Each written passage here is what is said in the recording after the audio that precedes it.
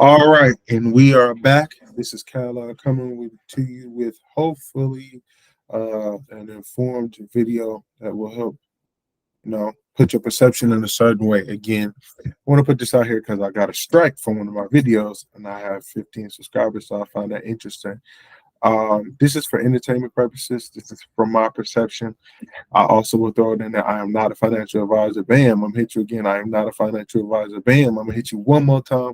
I'm not a financial advisor. I'm just a inspired seeker hoping to inform some people to make their journey a little bit easier. So going into that, today's video is called, it's from Ecclesiastes 1:9.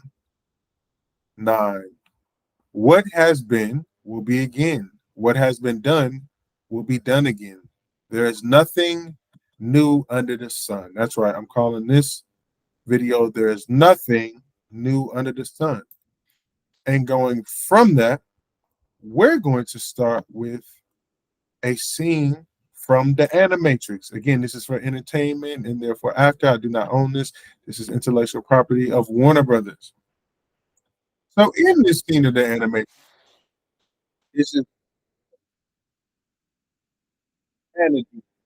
And basically in the war between the machines and humans, where they tried to destroy the robots and it didn't work. The robots were winning. So then humanity tried to block out the sun, right? And as you can see, right, the Great War that happened that persisted for years, right?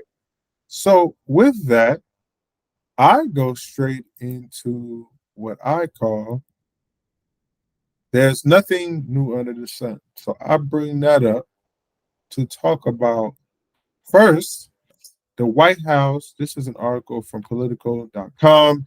Says the White House consciously opens the door to study blocking the sun's rays to slow global warming. A Biden administration report required by Congress outlines research options for a last-ditch effort to slow the heating of the planet.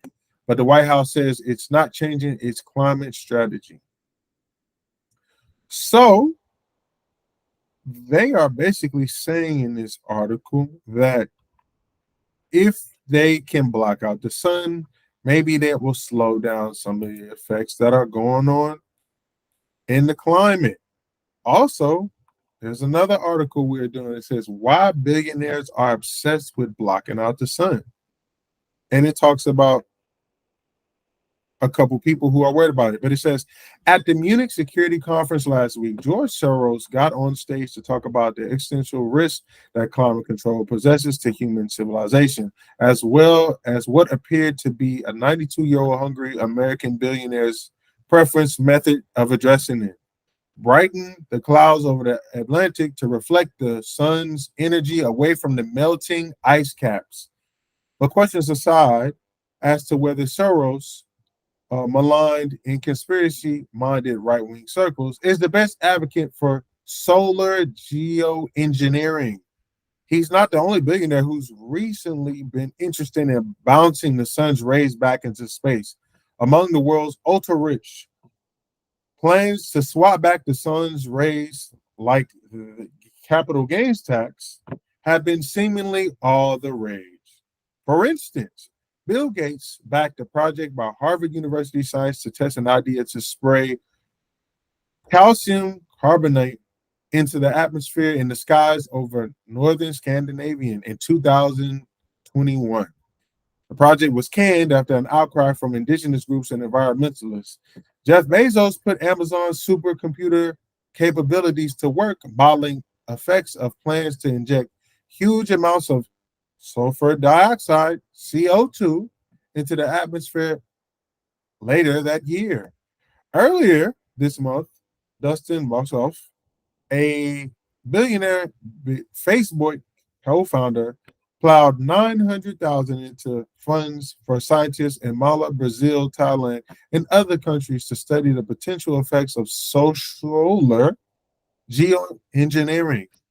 Even the small fries are getting into the action, with venture capitalists giving a combined $750,000 to a company pleading to implement a planetary solar geoengineering project using CO2. That company, Make Sunsets, conducted its first United States based test last week, launching balloons containing CO2 into Nevada. It says such proposals to essentially hack that atmosphere, known as solar geoengineering, has long been controversial in the climate science world due to potential side effects on global warming, feasible concerns, risk of so-called moral hazard, essentially the worry that promoting potential quick fix solutions may cause problems going forward in the future. So, to put that into context, I will go into this. Not too long ago, China, probably about a year or two, launched the artificial sun 5 times hotter than the real sun. Let's get this video. As you can see, an artificial sun. These are people in China all showing it, and that is very bright. And I named this episode this in particular, There's Nothing New Under the Sun, even though the sun that we do. Well, some would think that changes the rules on your reality and how things go. Therefore, as you can see, everybody has an interesting thoughts to the sun. And as you can see, billionaires love trying to do something with the sun. And as it was in the Matrix, which is an entertaining movie, some would say, or a document. I'm not saying that. I'm saying read between the lines. In the Matrix, the war between humanity, man, and robots got took into another level when man blocked out the sun. And then that's when the robots decided to take humans, put them in artificial chambers, and use them as a battery cell in power. Keep it going. This is China's $1 trillion artificial sun fusion reactor. This is how they built it. Right? So this is basically how they build an artificial sun in China, a nuclear fusion reaction. And it uses hydrogen and yes, gas as fuel. And it says that it's being used by scientists all across the world. So that's very interesting. Now, as we go from there, as this episode is titled, There's Nothing New Under the Sun. Also, the devious or benevolent things that happen under the sun are not new. So here is a Freemason cave in Oregon. And in this Freemason cave, we'll take a look to see what's going on. As you can see, this has a big G for Freemason symbol. They're walking down the cave, looking at it. This is another part of the cave. And then they started finding things in this cave. Now they started finding, and they found a whole bunch of benches in the middle of a cave in Oregon. Cave on the left, cave on the right. Bench on the left, bench on the right. Sorry. And then as they continue to go forward in the cave, they started to see a whole bunch of shoes, which shows that the cave has been used in modern days. Right, whole bunch of shoes and bones. All right, bones right under shoes. As we all know, some people know bones can be used as a code symbol for ancestors or DNA. And he says, are they animal bones? So this is that cave brightened up even more. As you can see, a bench and a stand for somebody to have a conversation. But it's old, it seems. And this is that same cave again, looked at from another angle. And bear with me, folks. I'm going to right. This is a Masonic temple. In, I think, in Oregon, Oregon, Come in this and you can't make it simple right there, then let you know what it is.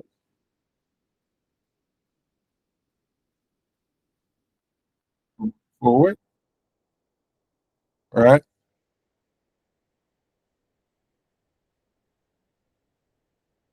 And inside it, it says a deep Masonic, and they're gonna go right around those benches again. Let's see. There's the benches to the left, benches to the right, coming soon. Now, we'll look at it for the third time. And then this one, there's gonna be a little bit of pictures to explain some things. So it says this was a cave owned by the Freemasons used for annual meetings. Only information can go in there. So left on the right, you find platforms. If you go deep enough, you can imagine what you find. Found a whole bunch of shoes, bones. As they went even deeper, right, you can see animal bones. Now, when we key in here, now you can kind of see how that cave is used. Whole bunch of Freemasons in this cave, just all sitting down having a conversation, probably performing their dues or things of that nature. Keep it going as you can see that right there. And this is them actually, performing their dues again. No accusations of anything. Now, this is a Masonic kind of ritual. I think they have the guy under sheets and he's paying his respects and dues.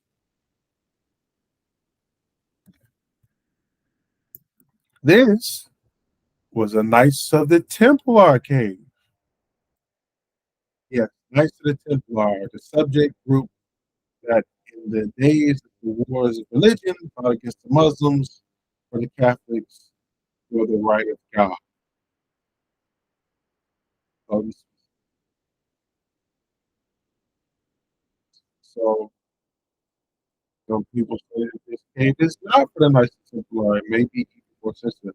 And it's used for Black Knight rituals and sacrifices. I do not know that. Came to show this. And they said they found a 7-year old sword found in this cave.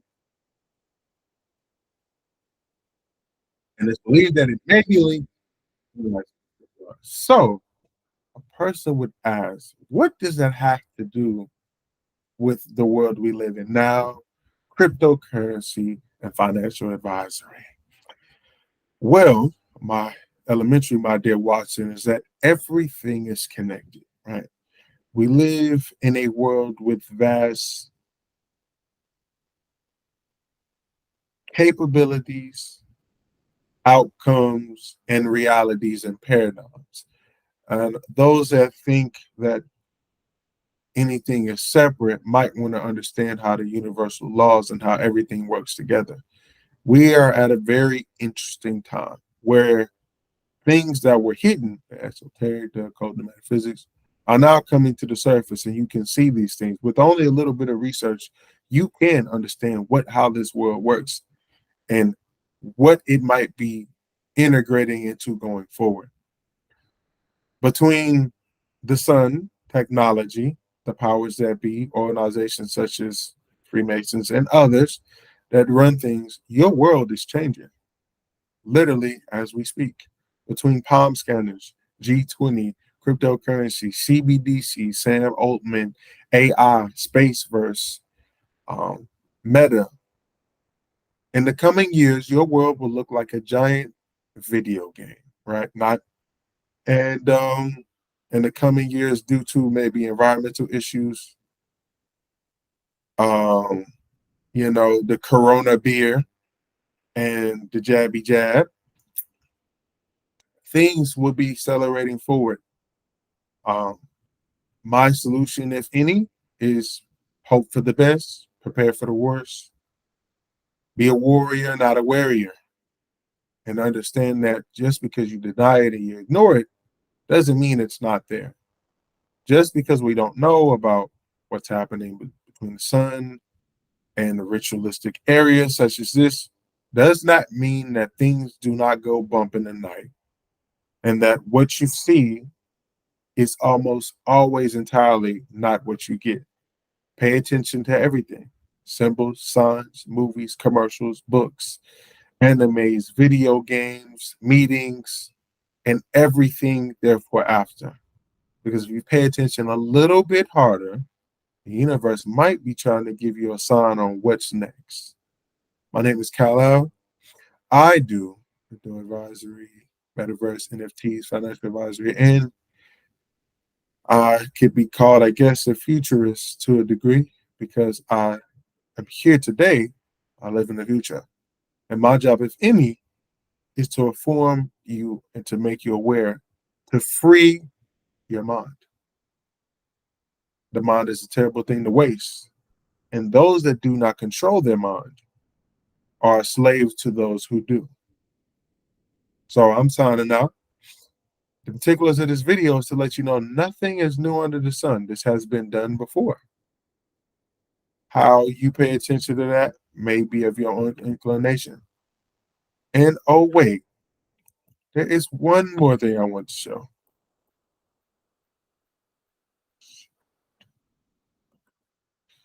Let's see. Let's see. QR codes found in hieroglyphics. Let's see. Let's see if we can find that.